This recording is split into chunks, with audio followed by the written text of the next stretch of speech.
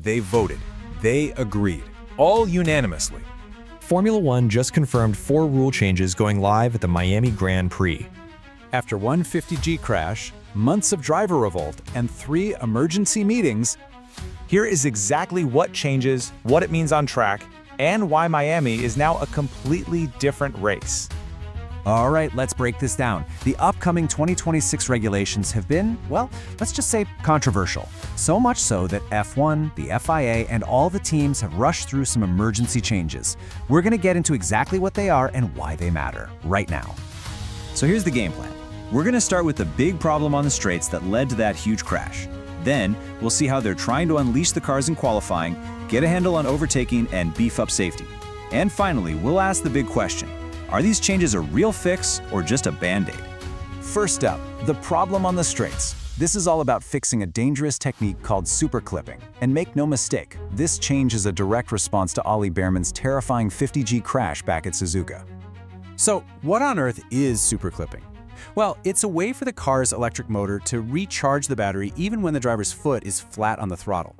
Imagine trying to charge your phone while streaming a 4K video. It kind of works, but it wasn't very efficient. And that inefficiency created a massive safety hazard. See, because super clipping was so weak, drivers were using the old method, lifting off the gas to charge the battery. This created these huge, dangerous speed differences on the straights, which is exactly what caused Behrman's shunt. So the fix is to make super clipping way more powerful, cranking it up from 250 kilowatts to 350. Now it's just as efficient as lifting off, so that dangerous incentive is gone. The hope is that drivers will now just stick with the safer super clipping option every single time, closing those massive speed gaps. But you have to ask, Will making the safer option more powerful really be enough to prevent another high-speed collision on the straights? Okay, change number 2. This one is all about qualifying, and the goal is simple. Let the drivers push harder and manage less.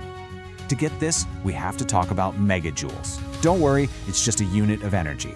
In Formula One, think of it as your total battery allowance for one single, flat-out qualifying lap. Now here's the change, and it might seem a little backward at first.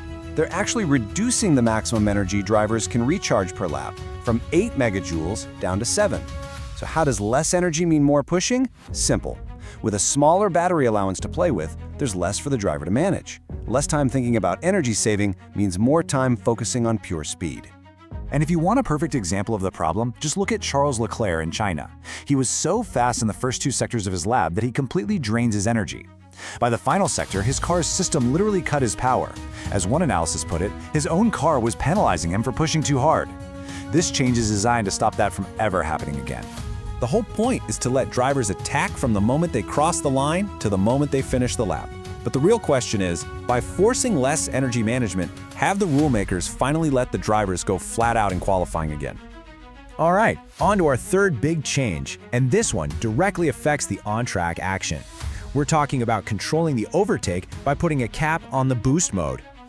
Okay, quick tech explainer.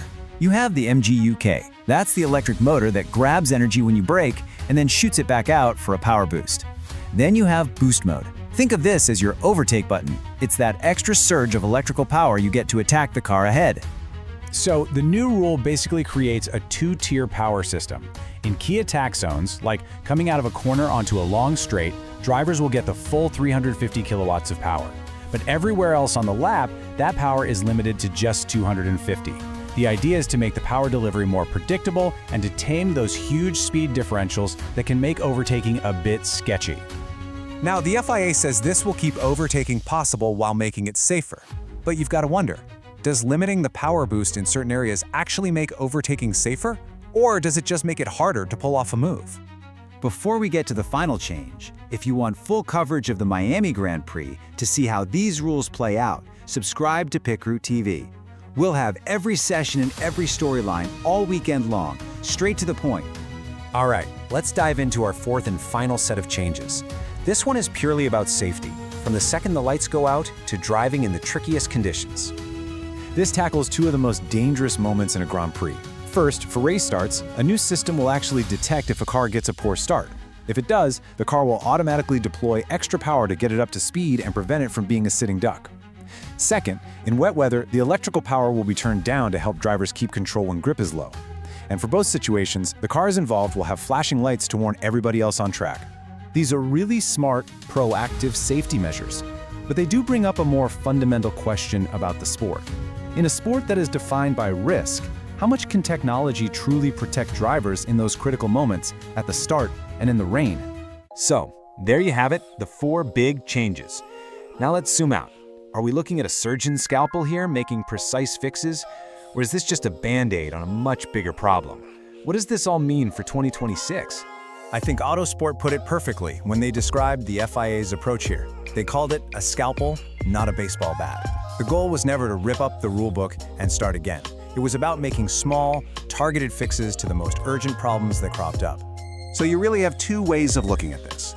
On one hand, you could say these fixes are a huge success. I mean, every single team, every engine manufacturer, the FIA and F1, they all voted yes, unanimously.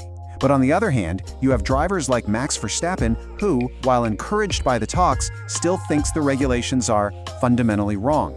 He sees these as just patches, not real solutions. And that brings us to the most important point of all. For all these tweaks and adjustments, the biggest, most controversial rule isn't changing one bit. That 50-50 power split between the electric motor and the engine, it's staying.